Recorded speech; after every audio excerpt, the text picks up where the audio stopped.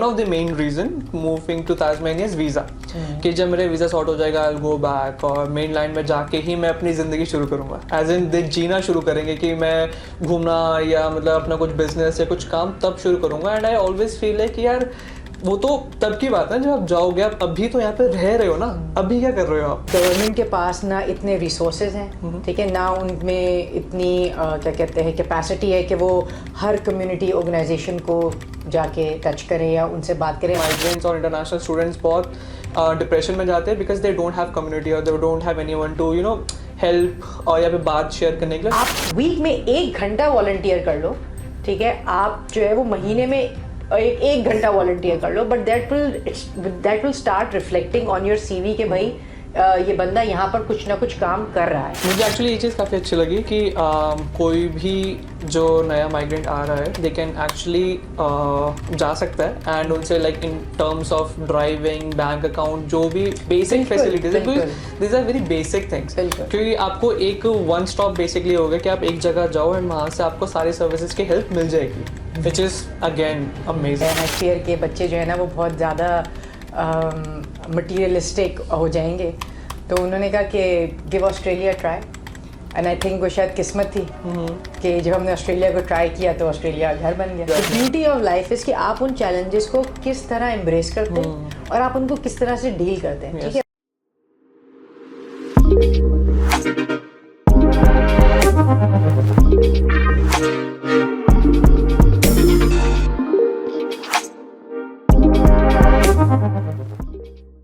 Hello everyone, welcome to my YouTube channel smart migrant academy. आज मेरे साथ है Emin Jeffrey. Thank you so much for coming on this podcast.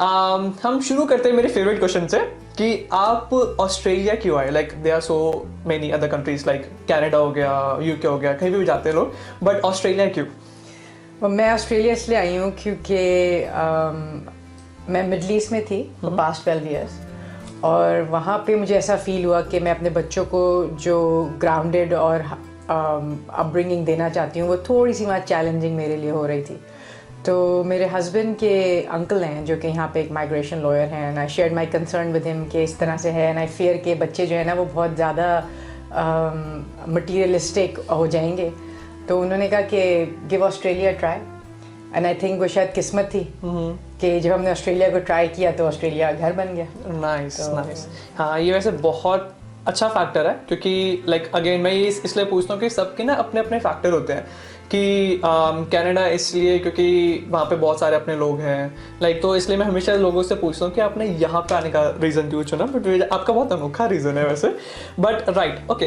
And मैंने आपका profile देखी and उसमें लिखा था कि आप मल्टी कल्चरल तास्मानिया के पार्ट में हो। So what is multi cultural Tasmania? So multicultural council of Tasmania जो है वो मल्टीकल्चरल कम्युनिटी ऑर्गेनाइजेशंस की एडवोकेसी पीक बॉडी है, और हमारे ऑर्गेनाइजेशन में तकरीबन 80-85 ऑर्गेनाइजेशंस हैं जो हमारी मेंबर्स हैं, और तकरीबन 50 to 60 हमारे जो हैं वो इंडिविजुअल मेंबर्स हैं। और as an advocacy peak body MCOT का रोल ये है कि जो इश्यूज़ माइग्रेंट्स तास्मानिया में फ़ेस करते हैं ड्यूरिंग द सेटलमेंट, और उसमें किस तरह से एमकॉट जो है वो उनकी आवाज़ बन सकती है और वो गवर्नमेंट के पास जाके उनके लिए वो सपोर्ट गार्नर कर सकती है, वेदर इट्स जैसे कोविड में फाइनेंसेस थे लोगों को, तो we got the grants that we helped with the community organisations, या तो डिफरेंट इश्यूज़ जो है वो गवर्नमेंट के साथ हाईलाइट करती है। Right, interesting. So like what do you think कि जब ये कहाँ से इसकी नीड हुई कि नहीं हमें एक ऑर्गेनाइजेशन ऐसी चाहिए कि हम गवर्नमेंट के आगे अपनी बात रख सकें? देखिए, एमकॉट तकरीबन 45 इयर्स पुरानी ऑर्गेनाइजेशन है, ठीक है, और जाहिर सी बात है एक प्लेटफॉर्म होना चाहिए, बिकॉज गवर्नमेंट के पास ना इतने रिसोर्सेज हैं, ठीक है, ना उनमें इतनी क्या कहते हैं कैपेसिटी है कि वो हर कम्युनिटी ऑर्गेनाइजेशन को जाके टच करें या उनसे बात करें। आइडियली करना चाहिए, लेकिन जाहिर सी बात है तास्मानिया के थोड़े ऐसा ट्रांजिशनल सेटअप है कि लोग आते हैं चले जाते हैं, आते हैं चले जाते हैं, तो इसलिए एक कांस्टेंट एक होना चाहिए सेंटर जहाँ पे गवर्नमेंट आए अपने कंसर्न्स लेके, या उनको अगर कोई कंसल्टेशन करनी है तो वो उनके पास आए, एंड वाइस वर्सा, ठीक है। और यहाँ पे तास्मानिया में तकरीबन हर ही सेक्टर में, चाहे वो एज केयर हो या वो हाउसिंग हो या किसी भी सेक्टर में हो, तो there is a peak body, ठीक है। तो इसी तरह फिर माइग्रेंट कम्युनिटीज़ की, मल्टीकल्चरल कम्युनिटीज़ की फिर एमकॉट जो है वो पीक बॉडी है। राइट, तो उसमें आपका क्या रोल होता है, लाइक आपका उसमें मेरा क्या पर्सनली मैं चेयर हूँ एमकॉट की। तो एमकॉट जो ऑर्गेनाइजेशन जो है, because it's an incorporated organisation, तो इनकॉर्पोरेशन एक्ट के तहत जो है एक गवर्निंग बॉडी होती है जो कि ऑर्गेनाइजेशन को रन करती है, ठीक है। तो एमकॉट के जो एमकॉट भी जो है वो एक बोर्ड रन करता है, फिर उसके नीचे एक स्टाफ की टीम होती है जो कि रन करती है। तो I chair that organisation. Okay, so basically अगर लाइक फॉर एग्जांपल कोई भी माइग्रेंट है या इंटरनेशनल स्टूडेंट है, अगर ही और शी हैज़ एनी कंसर्न, तो वो कैसे अप्रोच करे बॉडी को? Well, they can Google it. It's very easy. ठीक है। और they can obviously reach out to MCOT through either our Facebook or our website. हमारे टेलीफोन नंबर्स, हमारे डिटेल्स ऑफिस के हैं। Our office is at 65 Hopkins Street में होना, तो वो वहाँ पे आ सकते हैं, कॉल कर सकते हैं ऑफिस को, ईमेल कर सकते हैं, but MCOT is pretty much accessible. Okay, and like what sort of help आप ऑफर करते हो कि लाइक किस तरीके के लोग एक्सपेक्ट करते हो कि कोई प्रॉब्लम है तो वो रीच आउट करें? देखिए, प्रॉब्लम टू प्रॉब्लम डिपेंड करता है, क्योंकि एमकॉट का जो मेन पर्पस है it's an advocacy with the government, right. तो हम शायद डायरेक्टली अपने कम्युनिटी मेंबर्स को उस तरह से सपोर्ट ना कर सकें, but obviously MCOT time to time different programs run करता है, वेदर इट्स कैपेसिटी बिल्डिंग और whether it's bringing migrants together, तो वो कर सकते हैं। लेकिन डिपेंड, अगर कोई इंडिविजुअल प्रॉब्लम है जो कि एमकॉट ऑन द स्पॉट हेल्प कर सकता है, एमकॉट का स्टाफ या कोई भी एमकॉट, जैसे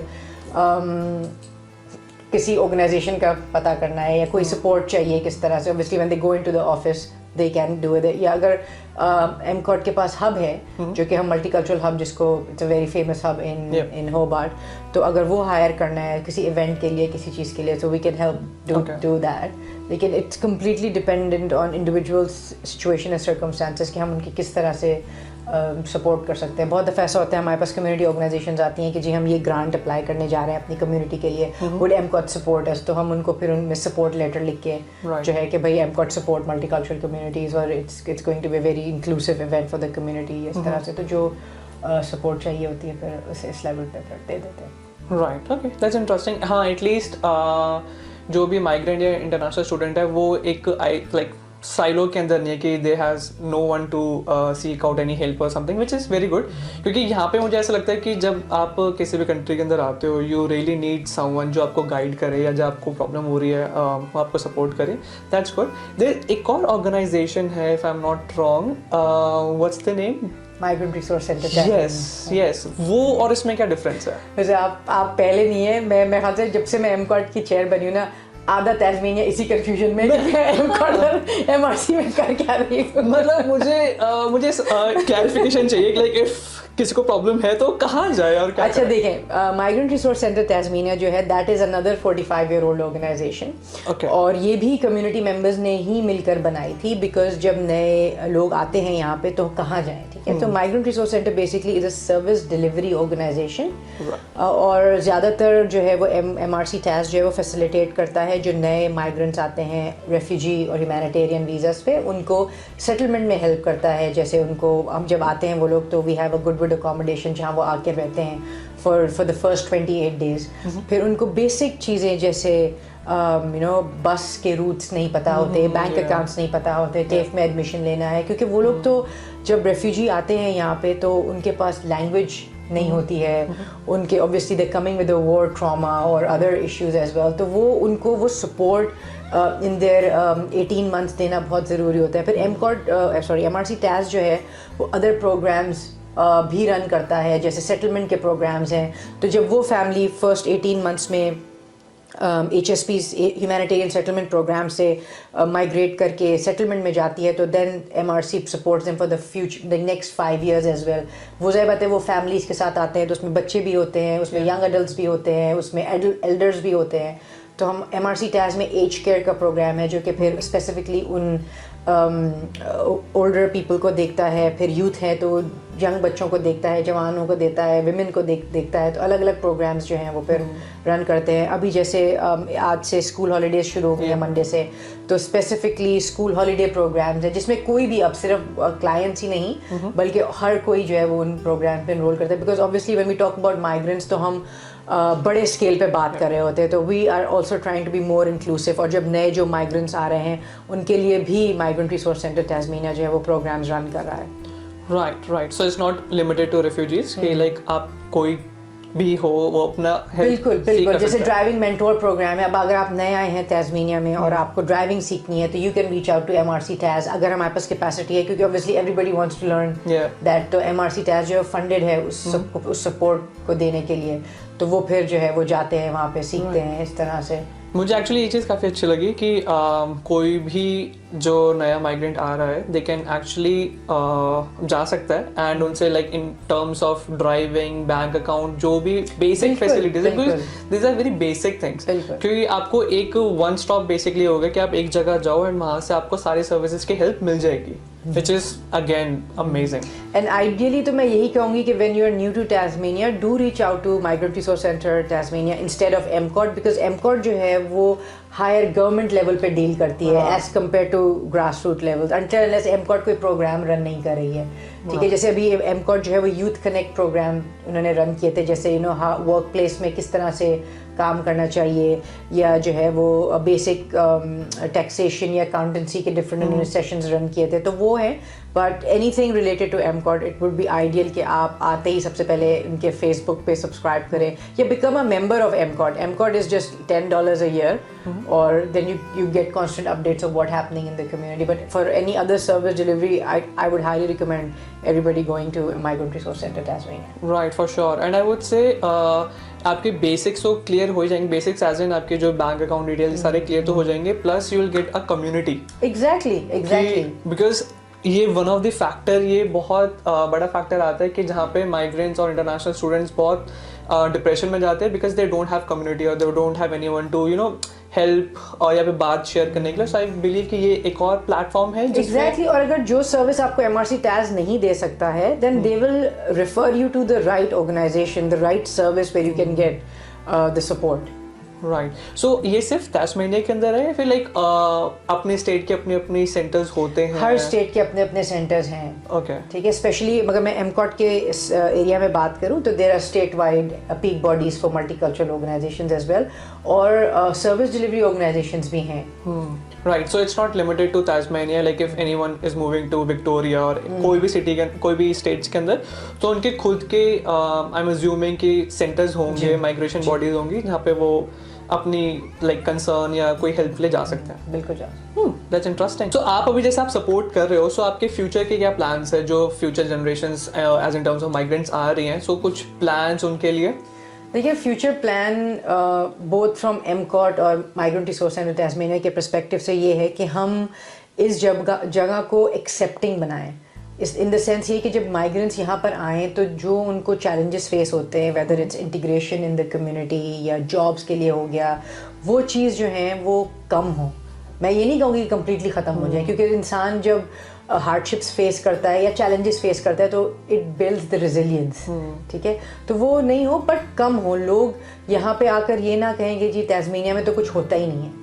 ठीक है, यहाँ पे लोग अगर आते हैं अपने वीज़ास के लिए या जिसके लिए भी, तो वो उन 3-4 साल में जितना भी टाइम यहाँ रहते हैं वो उसको वेस्ट ना करें कि नहीं हम जब जाएंगे मेनलैंड हम फिर ही काम करना शुरू करेंगे।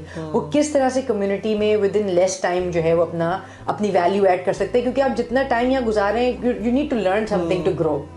ठीक है, तो वो फोकस है MCOT का भी और MRC TAS दोनों ऑर्गेनाइजेशंस का। मैं इस चीज़ को हाईलाइट करना चाहूँगा कि बहुत ही ज़्यादा अच्छा पॉइंट है टू बी ऑनेस्ट, क्योंकि अगेन हम तास्मेनिया में रहते हैं, हम आसपास देखते हैं लोगों को, माइग्रेंट्स को, क्योंकि उनका one of the main reason moving to Tasmania is visa, कि जब मेरे वीज़ा सॉर्ट हो जाएगा आई विल गो बैक और मेन लाइन में जाके ही मैं अपनी ज़िंदगी शुरू करूँगा, एज इन दे जीना शुरू करेंगे कि मैं घूमना या मतलब अपना कुछ बिजनेस या कुछ काम तब शुरू करूँगा। एंड आई ऑलवेज फील है कि यार वो तो तब की बात है जब आप जाओगे, आप अभी तो यहाँ पे रह रहे हो ना, अभी क्या कर रहे हो आप? So again which is a very good point कि जब तक आप हो एटलीस्ट तब तक आप अपना करियर बनाते रहो। इट्स नॉट लाइक कि आपकी ज़िंदगी मेनलैंड जाने के बाद ही शुरू हो गया, which is again a good point. Life is very unpredictable. हाँ। ठीक है, आपको कुछ नहीं पता कि आप जब मेनलैंड जाओगे तो वहाँ का क्या सिचुएशन होगी। ठीक है, मैंने यहाँ पे बहुत सारे लोगों को देखा कि वो पर्थ मूव हो गए कि नहीं जी पर्थ में ये अपॉर्चुनिटीज हैं, ये है वो है, and then from there now they want to move to Melbourne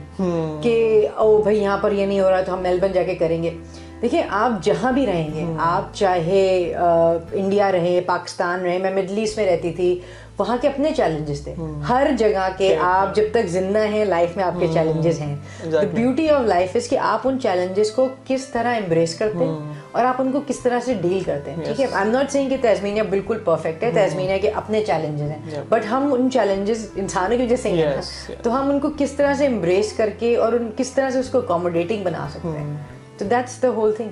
true, मैं इस चीज़ को बहुत एग्री करूंगा, क्योंकि वही जब मेरी भी दोस्तों से बात होती है मेलबर्न में कि दे वर लाइक यार no doubt their lifestyle is totally different जो हमारा यहाँ पे लाइफस्टाइल है इन टर्म्स ऑफ कॉन्सर्ट्स और इवेंट्स और any other thing, but again the same time वो ट्रैवलिंग के लिए 1.5-2 घंटा कर रहे हैं आना जाना, like one way. Then I was like dude, मेरे 1.5 घंटा यहाँ पे बहुत बड़ी बात हो गई। लाइक मैं यहाँ पे इतना बैलेंस लाइफस्टाइल है कि आप काम पे जाते हो प्लस आपका हाफ डे आपके लिए खुद के लिए होता है, विच आई डोंट थिंक सो मैं शायद मेलबर्न सिटी में इतना एक्सपेक्ट कर पाऊंगा। विच इज अगेन हर जगह के अपने प्रोस और सबकी अपनी अपनी प्रायोरिटीज होती है। Some people would like to spend long hours commuting. ठीक है, for me who is somebody who's very particular about every minute of the life that I spend, कि मेरा हर काम हर टाइम में कुछ ना कुछ होना चाहिए, तो मेरे लिए 2 hour का commute is a challenge. I know, same तो but again हर जगह के अपने pros and cons है, तो जहाँ पर हो जिस टाइम वो बिल्कुल बस उसी टाइम में जो है ना वो आप वैल्यू ऐड करना सीखें और अपॉर्चुनिटीज भी फिर उसी तरह से क्रिएट होती रहेंगी। Yes true. तो अभी जैसे आपको बहुत सारे माइग्रेंट्स दिखते होंगे like because you are working that area, so कोई ऐसे माइग्रेंट्स की स्टोरी आपको याद आ रही है जो बहुत इंटरेस्टिंग हो जो आप शेयर करना चाहते हो?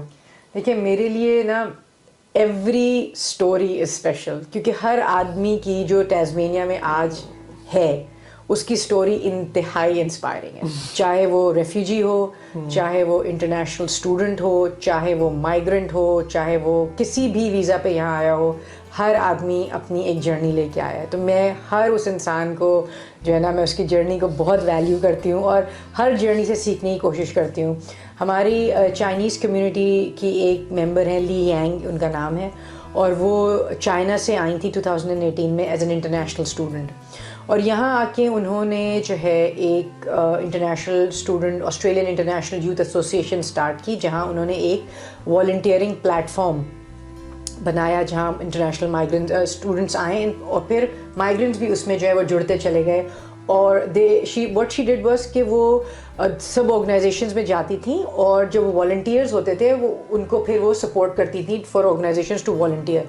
तो आया international Australian international youth association became a very big platform for volunteers to connect with different organisations.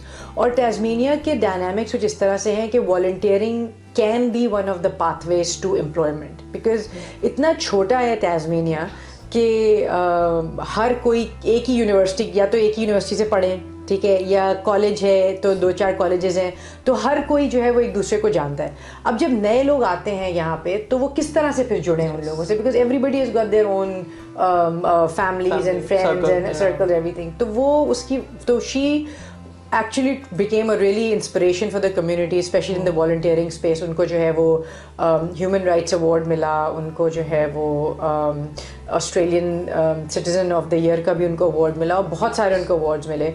तो अभी बल्कि उनकी जो है एक एग्जीबिशन जो है वो टी-मैग में लगी हुई है, टास्मेनियन म्यूजियम आर्ट गैलरी में, कि किस तरह से एज अ चाइनीज़ जो है वो उनकी इंटीग्रेशन हुई है कम्युनिटी में। So that has been a very inspiring journey.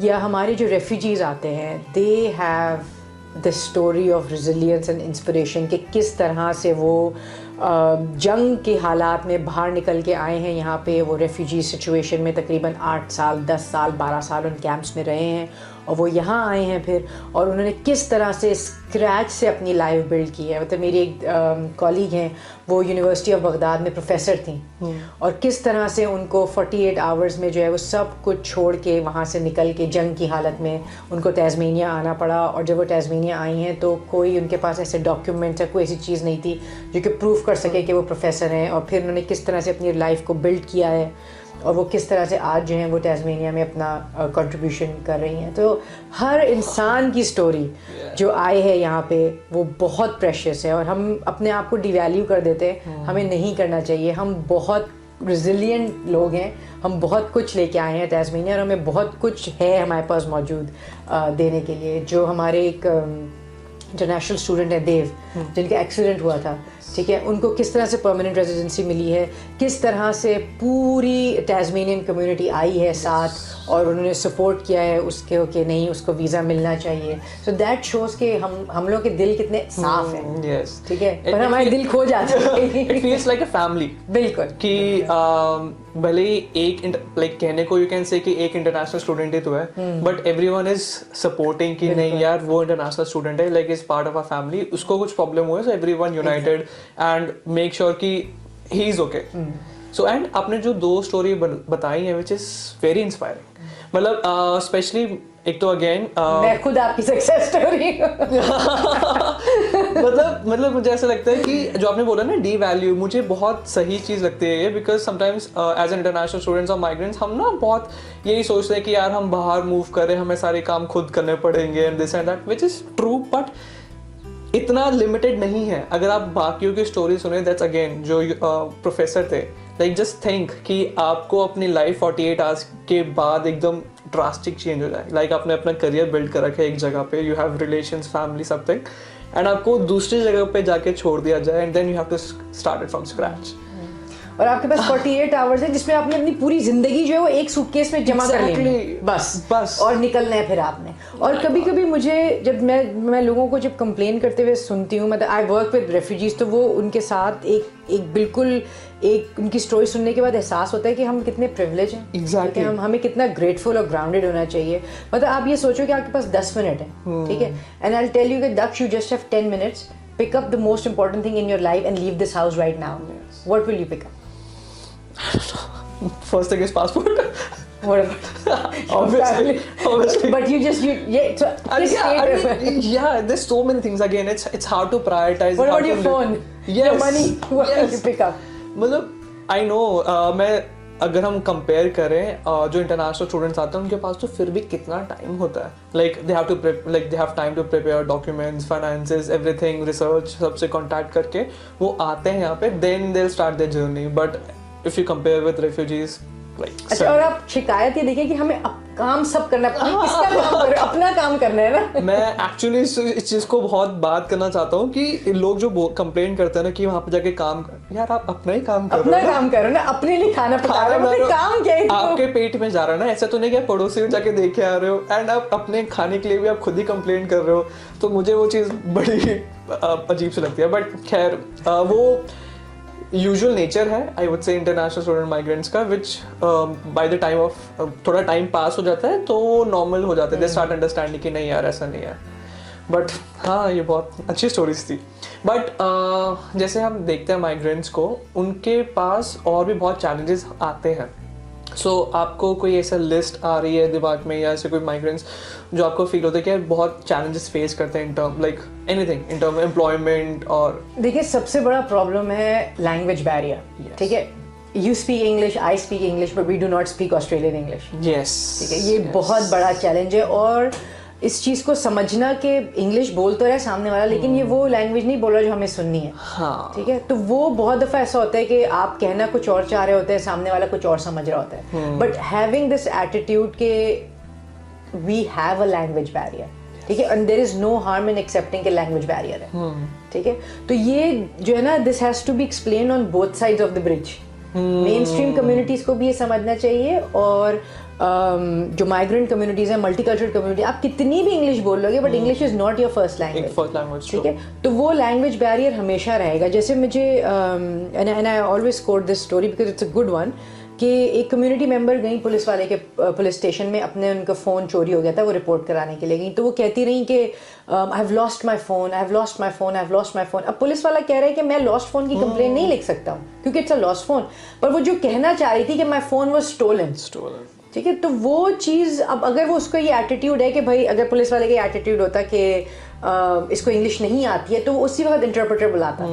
ठीक है, लेकिन क्योंकि वो अंडरस्टैंडिंग अभी नहीं है, वो एटीट्यूड नहीं है अभी कि हाँ ये इंग्लिश बोल तो रही है लेकिन वो इंग्लिश नहीं बोल रही जो मुझे चाहिए, तो वो नहीं वो रिपोर्ट लिख सका, and this is the biggest problem. ठीक है, सिस्टम में भी हैं problems, and obviously we being at MCOT we are actually addressing that now. जैसे फॉर एग्जांपल लोग ग्रांट्स के लिए जब ऑर्गेनाइजेशंस अप्लाई करती हैं तो ऑब्वियसली वो क्वालिटी की नहीं हो पाती हैं जिस क्वालिटी की मेन स्ट्रीम ऑर्गेनाइजेशंस की होती हैं। तो व्हाट काउंसिल्स कैन डू या what MCOT can help in building up the quality of those profiles या वो एप्लीकेशंस, या जैसे जब आप जॉब्स के लिए अप्लाई करते हैं तो जो सिलेक्शन क्राइटेरिया होता है, अब ज़ाहिर बात है हम जहाँ से आए हैं वहाँ तो सिलेक्शन क्राइटेरिया नहीं लिखा जाता। ठीक है, तो किस तरह से जो है वो एम्प्लॉयर्स उसको स्केल डाउन कर सकते हैं, या अगर माइग्रेंट्स जो हैं वो अपने आप को किस तरह से अपस्किल कर सकते हैं उसको लिखने के लिए। सो फाइंडिंग मिडिल वे ही निकालना पड़ेगा, because that is the ultimate solution. ना वो हमारे ग्राउंड में आ सकते हैं ना हम उनके ग्राउंड में जा सकते हैं। ठीक है, तो किस तरह से हम काम कर सकते हैं कोलैबोरेटिवली कि हम दोनों साइड्स को फ़ायदा पहुंचा सकें। ट्रू, एक्चुअली लैंग्वेज बैरियर बहुत बड़ा फैक्टर होता है again in terms of anything, कि आप एम्प्लॉयमेंट सीख कर रहे हो उसके लिए, अगर आप एक ग्रुप एक फ्रेंड्स बनाना चाहते हो उसके लिए, तो लैंग्वेज बैरियर बहुत ज़्यादा आ जाता है, स्पेशली ऑस्ट्रेलिया जैसे कंट्री जहाँ अलग अलग जगह से लोग आ रहे हैं। बिल्कुल, एंड आपको वी आर नॉट एक्सपेक्टिंग कि आपको हर जगह की लैंग्वेज या कल्चर पता होना चाहिए, बट एटलीस्ट आपके अंदर वो माइंड सेट वैसा होना चाहिए कि आप एक्सेप्ट कर सको। क्योंकि अगर आप ऑस्ट्रेलिया आ रहे हो तो आप आई गेस इसीलिए आ रहे हो ना कि आप एक्सप्लोर कर सको, एक्सेप्ट कर सको। अगर आप नहीं करना चाहते तो फिर आप वहीं पे रहते। एंड अगेन लैंग्वेज बैरियर, मुझे एक छोटी सी बात याद आ गया। सुबह ही मैं देख रहा था एक इंटरव्यू था जिसके अंदर वो बंदा बोलता है, आई डोंट नो, बड़ी फनी थी वो, कि वो बोलता है आई वेंट टू स्टैनफोर्ड। तो इंटरव्यू बोलता है सीरियसली आप स्टैनफोर्ड गए थे? तो आपने रेज्यूमे में लिखा? कहते नहीं मैं बस स्टैनफोर्ड घूमने गया था। होता है, so it means you haven't attended Stanford, right? आपने कोई डिग्री नहीं मिली। कहते हाँ डिग्री नहीं, बस मैं आई वेंट टू स्टैनफोर्ड। तो ये लैंग्वेज बैरियर फॉर श्योर आ जाता है। बट लाइक और क्या फैक्टर्स होते हैं माइग्रेंट्स के लिए एक जॉब सिक्योर करने के लिए ऑस्ट्रेलिया में?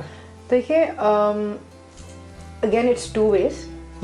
हमें जो है, हम जिस कल्चरल बैकग्राउंड से आए हैं it's completely different from the culture here in Tasmania. और इस वक्त हम यही as MCOT as MRC Tas हम लोग ये कोशिश कर रहे हैं कि वही कल्चरल अवेयरनेस जो है वो यहाँ एम्प्लॉयर्स में डेवलप करें कि देखें अगर कोई कलेक्टिव कल्चर से, क्योंकि मोस्टली जो हमारी ईस्टर्न कंट्रीज हैं they are from collectivist background, तो हमारा बड़ा like collective in the sense ये कि जी ग्रुप में करेंगे काम। ठीक है, या अगर हम जॉब पे हैं तो जी अगर हमारा बॉस 9 बजे तक बैठा है तो हम भी 9 बजे तक बैठे होंगे। ठीक है, अगर हमें कोई चीज़ अपने बॉस की ठीक नहीं लग रही है तो हम कभी भी जाके उसको नहीं बोलेंगे। ये हमारी कल्चरल बैगेज है जो हम यहाँ पे लेके आए हैं। ठीक है, यहाँ पर ऐसा नहीं है। यहाँ पे लोग जो हैं वो इनिशिएटिव, उनको चाहिए कि भाई लोग इनिशिएटिव लें। अगर कोई चीज़ सही नहीं है तो आके बताएं कि कोई सही नहीं है, अगर कोई पॉइंट ऑफ व्यू है तो दें। तो ये चीज़ इस स्पेस में इस वक्त मैं काम कर रही हूँ। This is my diversity and inclusion is my course work right now, कि I work with organisations and I talk about cultural awareness, कि आपको पता होना चाहिए कि जब माइग्रेंट्स आपके पास जॉब लेने के लिए आ रहे हैं तो they are coming with these certain characteristics, और आपको उस चीज़ को समझना चाहिए तो that you work around that. ठीक है, लाइकवाइज जो हम माइग्रेंट्स के जब आते हैं जॉब, जो एम्प्लॉयज़ होते हैं जब वो जॉब सीख कर रहे होते हैं तो उनको भी जो है वो इस चीज़ की अवेयरनेस होनी चाहिए। ठीक है, specially when it comes to time management.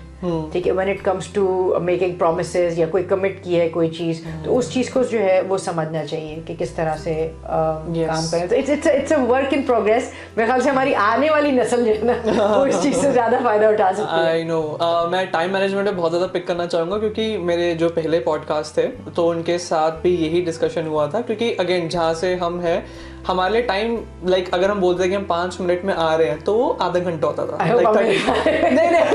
नहीं इन जनरल तो ऐसा होता था। बट यहाँ पे लाइक इफ दे से कि आपको 9 बजे शुरू करना है तो मतलब वो 8:55 पे पहुंच जाते थे क्योंकि आपको 5 मिनट चाहिए अपना वर्क स्टेशन रेडी करने के लिए सब कुछ।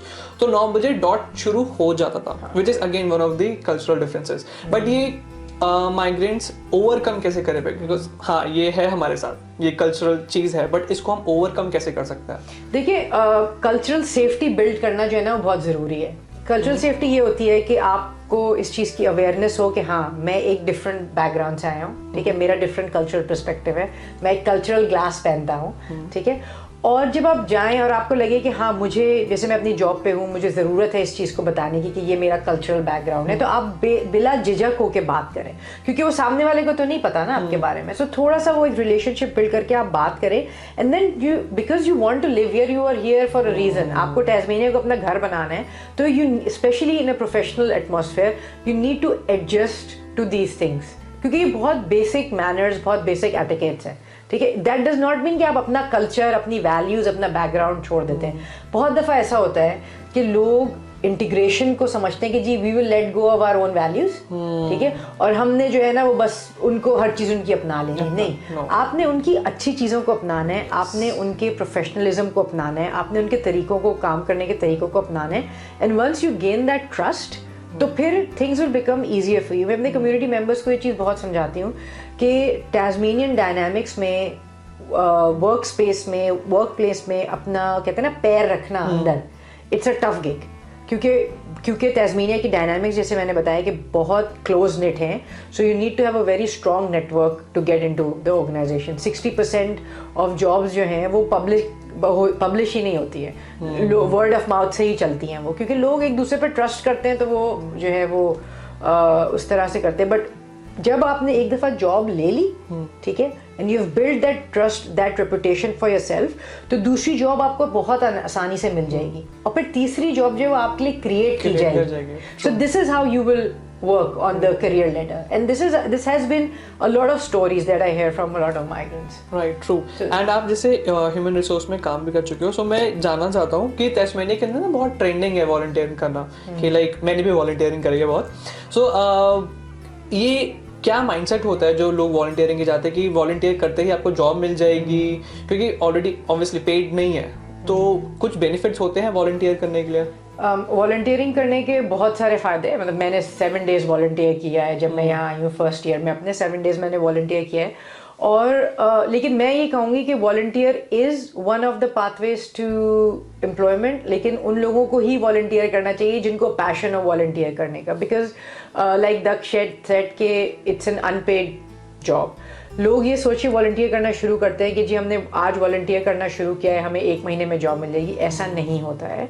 You need to work in that space, और फिर you build your networks around, ताकि एक चीज़ आपके जो है ना, मतलब treat that as an investment. आप अपने रेज्यूमे पर इन्वेस्ट कर रहे हो इस वक्त वॉलंटियर करके, and it does not have to be कि आप पूरे 8 hours वॉलंटियर करो। बहुत सारे ये भी मुझे लोग कहते हैं कि अगर हम वॉलंटियर करेंगे तो how will we pay our bills. नहीं, you do not have to do that. आप वीक में 1 घंटा वॉलंटियर कर लो, ठीक है, आप जो है वो महीने में 1 घंटा वॉलंटियर कर लो, but that will start reflecting on your CV कि भाई ये बंदा यहाँ पर कुछ ना कुछ काम कर रहा है, ठीक है। और क्योंकि आप अगर if you volunteering just for the sake of volunteering, job मिलेगी, तो trust me it's going to be a very frustrating experience for you, because आप इस इंटेंशन से जॉब कर रहे हो कि it's a paid work, it will lead you to paid work, it will not lead you to paid work, ठीक है। वो आपके पास क्वालिटी भी कम होना शुरू हो जाएगी। मतलब volunteering is a very selfless job, and it's मेरे ख्याल से एक प्रिविलेज है जो लोगों को मिलती है करने के लिए। हर किसी को अपॉर्चुनिटी भी नहीं मिलती वॉलंटियर काम करने की। एंड सिर्फ पेड भी नहीं, आपके नेटवर्क्स बहुत स्ट्रांग होते हैं। एग्जैक्टली कि यू नेवर नो कि आपको आपके जो कलीग या जो दूसरा बंदा वॉलंटियर कर रहा है वो आपको किससे कनेक्ट करवा दे, बिकॉज उसको पता है कि यार ये बहुत डेडिकेटली काम कर रहे हैं, he is very as a character he is a very good person. तो आपको एक कनेक्शन बिल्ड होता है, आपका एक पाथवे बनता है कि हाँ यार मुझे एक नेक्स्ट जॉब के लिए एक अपॉर्चुनिटी खुल जाती है। बट अगेन जो आपने बोला कि उस सेक से नहीं कि मैं इस ऑर्गेनाइजेशन में गया हूँ, मैं थोड़ा टाइम के लिए वॉलंटियरिंग कर रहा हूँ तो मुझे जॉब मिल ही जाएगी, तो वो कोई गारंटी नहीं होती, कोई गारंटी नहीं होती। अच्छा, एक चीज़ मैं यहाँ पे हाईलाइट करूँगी कि in the past I think couple of months मुझे जो है ना इतना शिद्दत से ये चीज़ नज़र आई है कि तस्मीनिया इतना छोटा सा है, और स्पेशली होबार्ट उससे भी छोटा है कि आप कोई भी डॉजी चीज़ करोगे ना, ठीक है, तो वो ऐसे बाहर आ जाएगी, क्योंकि वही बात है, connections, people know each other, तो वो चीज़ बाहर आ जाएगी। तो आप अगर कोई भी असाइनमेंट भी कर रहे हो ना, as a like a student placement, अगर आप किसी के साथ भी काम कर रहे हो तो उसको उतनी ही ईमानदारी से, उतने ही दिल लगा के काम करो, बिकॉज आपको नहीं पता कि जब आप कहीं और XYZ जॉब के लिए अप्लाई करोगे तो वो आदमी जो है वो आपके जहाँ पे आपने वर्क प्लेसमेंट किया उसको कॉल करके पूछेगा कि भाई ये बंदा आया था, हाँ, तो अब क्या हुआ है। Exactly. ठीक है, तो इसलिए कोई भी आप छोटा सा भी असाइनमेंट कर रहे हैं ना, तो just do it with good intentions and wholeheartedly मेहनत का कर दो, बस जान मार दो। छोटे से एग्जांपल मुझे याद आया, जब मैं फर्स्ट टाइम तस्मानिया आया था तो जब मैं बस में ट्रैवल करता था तो एक बंदा जो मुझे बस में दिखा वही सेम बंदा मुझे शाम को कहीं और दिख रहा है, फिर अगला दिन सेम बंदा मुझे दिख रहा है। सो मतलब इट्स लाइक कि आपको इतना सराउंड, एक तो छोटा शहर है कि आपको कोई ना कोई लोग मिल ही जाते हैं अपने नोन में, या वो सिमिलर फेस आपको दिखते रहते हैं। सो हाँ, मैं एक एग्जांपल देती हूँ। मैं एक बोर्ड मीटिंग में बैठी थी तो वहाँ पे एक कंसल्टेंट आई और I was in a board meeting, तो I was just being myself. ठीक है, मैं क्वेश्चंस भी करती हूँ, आई आस्क लाइक मैं पागल करती थी लोगों को सवाल पूछ के, तो I was just in my element in that. ठीक है, next day I went for a job interview और वो कंसल्टेंट वहाँ बैठी हुई। तो वो जो उसने मुझे एक रात पहले जो जिस तरह से उसने मुझे देखा वो जस्ट मी। ठीक है, तो उसको पहले ही पता चल गया था कि मैंने इसको रखना है कि मैंने इसको नहीं रखना है, या मैंने इसके क्या रिकमेंडेशन देनी है। तो this is what I am saying कि हर बंदे से, स्पेशली आप अगर जॉब के लिए निकल रहे हो या आप नेटवर्किंग के लिए निकल रहे हो, तो उससे बिल्कुल ऐसे ही मिलो कि ये आपका पोटेंशियल एम्प्लॉयर भी हो सकता है। ट्रू। ठीक है, एंड आई एम सेइंग कि it's not limited to Tasmania, कि आप कहीं पे भी जा रहे हो, इवन आप मेलबर्न सिडनी कहीं मेनलैंड के अंदर भी हो, तो आप नेटवर्किंग वैसे ही करो कि हाँ यार, नॉट जस्ट बिकॉज कि आपको जॉब चाहिए, आप अपनी एक पर्सनैलिटी, अपना एक कैरेक्टर शो कर रहे हो। सो मेक श्योर कि हाँ, अपना एक राइट फुट रखते हुए आप अपना राइट कैरेक्टर शो कर रहे हो, क्योंकि यू नेवर नो वो उससे क्या लीड हो जाए। बिल्कुल बिल्कुल। और ट्रस्ट जो है ना तस्मानिया में बहुत, आई थिंक क्रेडिबिलिटी आपकी बहुत मैटर करती है, again because it's a small place. तो आप में अगर इंटेग्रिटी और क्रेडिबिलिटी है तो Tasmania is your place to be, क्योंकि यहाँ के लोग वाकई बहुत अच्छे हैं। अगर वो आप पे ट्रस्ट करेंगे तो वो अपना दिल खोल के रख देंगे आपके लिए। ठीक है, और अगर आप वो पे ट्रस्ट नहीं करेंगे तो ये जमीन ही तंग कर देंगे। यस एज अ सेड कि वो फैमिली की तरह हो जाते हैं यहाँ पे, कि हाँ एक दूसरे को लाइक सपोर्ट करते हैं, which is again very good। मैं देखिए सिस्टमिक रेसिज्म की बात नहीं कर रही हूँ, सिस्टम्स में फ्लॉज हैं, बहुत फ्लॉज हैं, but then people like you are there to create that awareness. हम लोग काम कर रहे हैं, और भी बहुत माइग्रेंट्स हैं जो कि इस स्पेस में काम कर रहे हैं और बहुत टाइम से काम कर रहे हैं। मतलब अभी से नहीं, वो 10 साल से 15 साल से काम कर रहे हैं, because like I said it's a generational shift that will come. मतलब जो मैं आज काम कर रही हूँ अपने लिए नहीं कर रही हूँ, मैं अपने बच्चों के लिए कर रही हूँ, और भी जो माइग्रेंट्स हैं, जो आने वाली जो जनरेशन है, उनके लिए चीज़ें आसान करें। हमारे साथ तो जो होना था हो गया। हाँ, मैं जो आपने बोला ना कि एक जो सिस्टमिक रेसिज्म होता है, मुझे ऐसा लगता है कि ये ना एक ये ह्यूमन बिहेवियर होता है एंड ये हर जगह प्रिवेल करता है। ये बस ये बात होती है कि कौन से जगह पे, कौन से स्टेट या कंट्री के अंदर डिग्री कम या ज़्यादा है। कि फॉर एग्जांपल अगर आप कहीं अपने खुद के शहर के अंदर हो, इंडिया के अंदर हो, कहीं पे भी हो, विद इन द स्टेट भी आप एक कहीं ना कहीं हल्का सा रेसिज्म रहता ही है कि यार ये बी इट एनी रीजन। देखिए हम सब रेसिस्ट हैं। हाँ, देखिए हम ह्यूमन नेचर में रेसिज्म है। मैं कह रहा हूँ कि लाइक वो भले या तो स्किन कलर पे जाएगा, या तो फिर लैंग्वेज पे जाएगा, या रिलीजन के अंदर भी with in religion sub division में जाएगा। सो वो प्रिवेल करता ही करता है, बट डिपेंड करता है कि वो डिग्री कितनी है, और ऑल्सो हम कितना अवेयर है। ठीक है, देखिए अनकॉन्शियस बायस जो है दैट लीड्स टू रेसिज्म, ये सब में होता है। ठीक है, हम रोजाना में रेसिज्म करते हैं कि हमने आज पानी पीना है या सोडा पीना है, हमने ब्लू सॉक्स पहने या ब्लैक सॉक्स पहने। तो रेसिज्म तो हम सब जगह ही करते हैं। द ब्यूटी इज कि हम इस चीज को एक्सेप्ट करें कि हाँ हम में है, रेसिज्म है हम में अंदर, और हम उसको माइंडफुली चैलेंज करें कि भाई हाँ ठीक है ना, तुम भी इंसान हो, मैं भी इंसान हूँ, हम है, ये है बिहेवियर है, पर हम इसको किस तरह से चैलेंज कर सकते हैं। That's what makes you an S person. True, because again आप यहाँ पर आ रहे हो, आपको बहुत तरीके के लोग मिलेंगे, जो मैंने स्टार्टिंग में बोला कि आपको वो माइंडसेट वैसा रखना पड़ेगा एक्सेप्ट करने के लिए।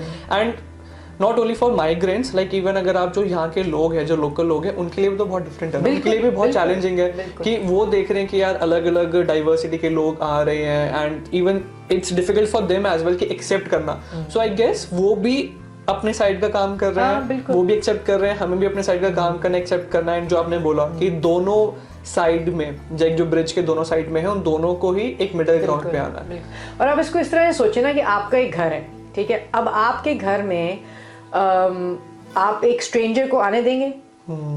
वो आके कहेगा कि अब मैं आपके साथ रहना चाहता हूँ, I am going to eat with you, I am going to work with you. How easy would that be for you? Time लगेगा ना थोड़ा सा, ठीक है। तो अभी एकदम से जो है वो इन्फ्लक्स जो हुआ है माइग्रेंट्स का, स्पेशली साउथ एशियन डायस्पोरा का जो इन्फ्लक्स हुआ है, माइग्रेशन तो चल ही रही है ना, गोल्ड रश से चल रही है, गोल्ड रश हुए, फिर वर्ल्ड वॉर 2 हुए, फिर जो है और इस तरह से लोग हैं, तो वो तो चल ही रही है। मैं कहती हूँ एक ही पैटर्न है, बस स्किन कलर चेंज हो गया। मुझे लगता है migration it's again human tendency होती है कि वो हर थोड़े टाइम में चेंज होता ही है। माइग्रेशन बी इट आप कोई कंट्री चेंज कर रहे हो या आप सिटी चेंज कर रहे हो, वो भी तो आप एक जगह से दूसरी जगह जा रहे हो ना, वो भी एक माइग्रेशन ही है। सो वो हमारे टेंडेंसी बाई ह्यूमन टेंडेंसी है, बट किस तरीके से आप उसको परसीव करते हो वो आपके ऊपर है। मुझे एक और चीज़ हाईलाइट करनी है, जैसे आपने बोला कि हमारा जो हो गया सो हो गया, अब हम अपने बच्चों के लिए, अपने फ्यूचर जनरेशन के लिए कर रहे हैं। सो एक्चुअल में जो आपके बच्चे हैं तो उनको आप लाइक कैसे मेक श्योर करते हो कि वो यहाँ का कल्चर भी सीखे, एंड एज अ पेरेंट होता है ना कि हमने ये फॉलो करा है, हमने ये कल्चर रिलीजन फॉलो करा है, सो वी वांट कि हमारे बच्चे भी वो फॉलो करें। सो आप वो कैसे इंश्योर करते हो कि वो बैलेंस रहे चीज़ें? मैं थोड़ा इस एस्पेक्ट में लकी रही हूँ कि जब मेरे बच्चे छोटे थे तो हम मिडल ईस्ट में थे, तो उनको वो इस्लामिक माहौल थोड़ा मिला है जहाँ पे हराम हलाल, राइट और रॉन्ग, उनको वो एक्सपोजर मिला है। लेकिन जब हम यहाँ आए हैं तो ऑब्वियसली हम इस माइंडसेट से आए हैं कि कुछ ना कुछ तो चेंज होगा, ठीक है। तो वो चीज़ आप उस चीज़ के लिए प्रिपेयर रहना चाहिए आपको। और ये मेरा अपना पर्सनल ओपिनियन है, मेरा अपना पर्सपेक्टिव है, and I respect everybody else's perspective, it's to each his own. लेकिन ये कि whatever you have to teach, it has to come from home, ठीक है। आप किसी भी रिलीजियस स्कूल में या आप उनको सिखा ज़रूर सकते हो, बट प्रैक्टिस जो है वो बच्चे घर में ही देखेंगे। आप जो उनको एनवायरनमेंट घर में क्रिएट करके देंगे, whether it's a religious environment और इट्स अ फैमिली एनवायरनमेंट और it's what ever they will see at home, this is what children will learn. अगर आप उनको ये दिखाएंगे कि आप रोज़ मंदिर जाते हैं, बच्चे will automatically develop the habit of going to the mandir. और इफ़ आप मस्जिद जाते हैं, आप नमाज़ पढ़ते हैं, आप चर्च जाते हैं, आप जो है वो गुरुद्वारे जाते हैं, कुछ भी है, तो बच्चे वही चीज़ वही इनहेबिट करेंगे चीज़ों को। अगर बच्चे ये देख रहे हैं कि अम्मा अब्बा घर में लड़ाइयाँ कर रहे हैं, तो फिर बच्चे भी उसी टॉक्सिक माहौल में बड़े होंगे। और ये बल्कि एक रिसर्च है कि जो बच्चे और ख़ास तौर पे लड़कियाँ अगर अपने घर में अब्यूसिव रिलेशनशिप्स देखती हैं तो वो अनकॉन्शियसली अब्यूसिव रिलेशनशिप्स में ही अपने पार्टनर्स के साथ एंटर होती हैं, whether they have a boyfriend और दे गेट मैरिड और दे हैव अ हस्बैंड। तो इसीलिए अपने घर के एनवायरनमेंट को इतना स्ट्रॉन्ग, इतना ट्रांसपेरेंट, इतना इंटेग्रिटी वाला बनाएं कि बच्चे बड़े ही उस माहौल में हो कि उनको बाहर कहीं जाने की ज़रूरत नहीं पड़े। सो ये काइंड ऑफ मेरे एक और सवाल का भी जवाब हो गया, क्योंकि मैं ये भी पूछना चाहता था कि आपको थोड़ा कंसर्न है कि ऑब्वियसली जो बाहर का जो कल्चर है which is again totally different, कि इंडिपेंडेंट कि बच्चे 18-19 साल या 20 साल में like they prefer living their own, ऐसा कुछ करके। सो आपको वो बॉदर करता है वहाँ का कल्चर कि मेरे बच्चे भी वो अडॉप्ट करेंगे, like how it will be? It's up to them, ठीक है। जैसे मैं अपनी बेटी को कहती हूँ तुम्हें मूव आउट करना है, you more than welcome to do that, मुझे अपने साथ लेके जाना, मुझे भी नहीं रहना यहाँ पे। हाँ, अगेन जो आपने बोला कि एक पर्सनल ओपिनियन आ जाता है, प्लस आपके जो फैमिली के वैल्यूज रहे हैं वो बहुत ज़्यादा इसमें रोल प्ले करते हैं। देखिए हमारे कल्चर में माँ बाप की बहुत इम्पोर्टेंस है, ठीक है। अब जैसे मेरी मदर इन लॉ मेरे साथ रहती हैं, तो my husband takes very very good care of her, मतलब उनकी दवाइयाँ हैं, उनका ब्रेकफास्ट है, उनका खाना है। अब मेरा बेटा जो है वो सबकॉन्शियसली उस इंफॉर्मेशन को एब्जॉर्ब कर रहा है कि अच्छा इस तरह से मेरे बाबा जो है मेरी माँ का ख्याल रखते हैं, तो वो कहीं ना कहीं उस चीज़ में बैठती है चीज़। जैसे मैंने अपने देखा है कि जब मेरी शादी हुई तो my behaviours were exactly the way my mum behaved with her in laws, या जिस तरह से उन्होंने अपनी गृहस्थी बनाई। हालांकि मुझे कभी शौक नहीं था घर के काम करने का, बट मैं अब खुद हैरत होती है कि अच्छा ये भी आता है मुझे करना, अच्छा ये भी कर सकती हूँ मैं, ये भी कर सकती हूँ मैं। तो this is what happens with children. इसीलिए मैं इस चीज़ पे एम्फसाइज करती हूँ कि घर में ओपन कम्युनिकेशन होना चाहिए। अपने बच्चों को सच और झूठ, अच्छा और बुरा, इसकी ज़रूर सीख देनी चाहिए, क्योंकि आजकल जो हालात हैं दुनिया के, हमें अपने बच्चों को अगर हम अच्छा इंसान ही बना लेना तो सबसे हमारी विक्ट्री इसी चीज़ में है कि भाई हमारे बच्चे अच्छे इंसान बने, हमारे बच्चे झूठ नहीं बोलेंगे, हमारे बच्चे चोरी नहीं करेंगे, हमारे बच्चे धोखा नहीं देंगे। आज के ज़माने में everyone is cheating one another, ठीक है। लोग बैक स्टैप करते हैं, उनको बुरा ही नहीं लगता, हाँ भाई चलो हमने इस आदमी को अपने फ़ायदे के लिए यूज़ किया, अब हम आगे बढ़ गए। तो ये चीज़ों की अवेयरनेस बच्चों में जो है ना वो इंस्टिल कराना बहुत बहुत बहुत ज़रूरी है। और कल्चरल शिफ्ट तो आता है, जैसे हम अभी बात कर रहे थे कि आपने इंडिया में जो है वो डिफरेंट कल्चरल प्रैक्टिस आपकी रही होंगी, यहाँ आके वो थोड़ी सी चेंज हुई होंगी, आपकी अगली वाली जनरेशन में वो थोड़ी सी चेंज होंगी, but that does not mean कि आपने उनको बिल्कुल छोड़ दिया है। तरीका बदल सकता है चीज़ें करने का, बट आपकी जो वैल्यूज़ हैं या रूट्स हैं वो नहीं बदल सकते। True, good points. Perfect. But हाँ, हम इसको एंड करते हैं। आई गेस हमने काफ़ी चीज़ें कवर करी है, जर्नी से लेके फ्यूचर जनरेशन तक हमने काफ़ी चीज़ें कवर करी है, विच इज़ वेरी गुड। बट जाने से पहले कि अगर आपको किसी को टिप देनी है या एंडिंग नोट की, हाँ माइग्रेंट्स जो मूव करना चाहते हैं या पर जो है, तो उनको आप क्या कहना चाहोगे? मैं उन लोगों को ये कहना चाहूँगी कि come to Tasmania, it's a beautiful place to live. लेकिन जब आप माइग्रेट कर रहे हो तो कम विद द माइंडसेट कि it will not be a bed of roses, it will be a test of your faith, it will be a test of your patience, it will be a test of your relationships, ठीक है। और अपने आप को time दें। There is no such thing as instant gratification, there is no shortcut to success, and work hard and hard work, and God loves those people who work hard. थोड़ी सी challenging journey है, but trust me, it's beautiful when you cross that journey, or it becomes like a wonderful place. It will be worth it at the end. It will be worth it when you will have something to look back to, okay? And then your journey will become an inspiration for other people. At least this is what happened in my case. हाँ, same I would say कि जब मैं देखता हूँ, मैं 4 साल पहले आया था कि मैं कैसा था, like I was bit shy, मैं अभी भी बहुत shy हूँ, but मुझे ऐसा लगता था कि जो पर्सनालिटी ट्रांसफॉर्म हुई है, अगेन मैं इतना एविडेंट नहीं देख पाता, बट मेरे फ्रेंड्स और फैमिली है जो बैक होम है, वो कहते हैं कि तेरे अंदर बहुत ज़्यादा चेंज आया है, पॉजिटिव चेंज आया है, विच इज़ अगेन कि कहाँ से शुरू करा था, कहाँ आ गए हैं, and which is again inspiring कि जो मेरे फैमिली मेम्बर्स हैं वो बोलते हैं कि दक्ष कितना अच्छा करा है, anything. So this is kind of inspiring कि जो मेरे दोस्त हैं उन सब के लिए भी। सो हाँ, आई वुड से कि हाँ, at the end worth it रहा है। So yeah, thank you so much for the kind words. But again, if you are moving to Tasmania or anywhere, so वहाँ पे आपको लोग मिलेंगे, centers मिलेंगे, so you can reach out for help. और अगर कुछ भी help चाहिए होगी, then I'm there for sure. You can comment down below. But thank you so much for watching this video, and thank you for coming on the podcast. See ya.